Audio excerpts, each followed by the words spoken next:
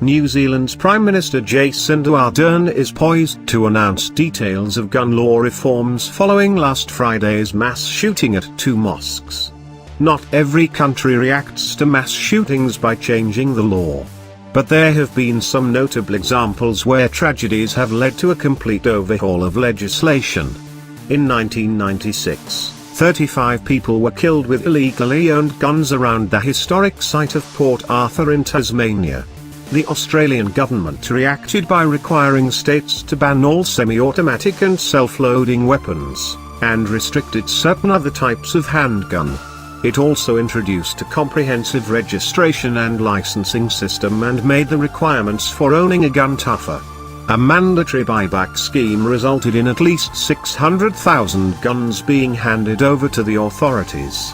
In the 2 decades before the law changed, there were 13 mass shootings. In the more than 20 years since the law changed, there have been 2 mass shootings where 4 or more people were killed.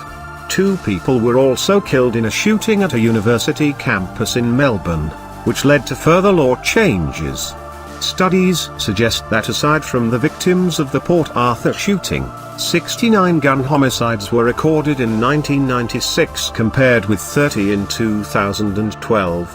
There was also a major reduction in firearms suicides with no comparable reduction in suicide by other means.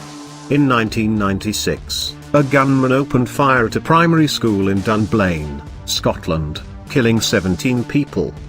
The handguns he had with him were owned legally with a firearms certificate. The massacre led to a change in the law in Scotland, England and Wales which effectively outlawed all private ownership of handguns. An amnesty led to the surrender of 165,353 licensed handguns and 7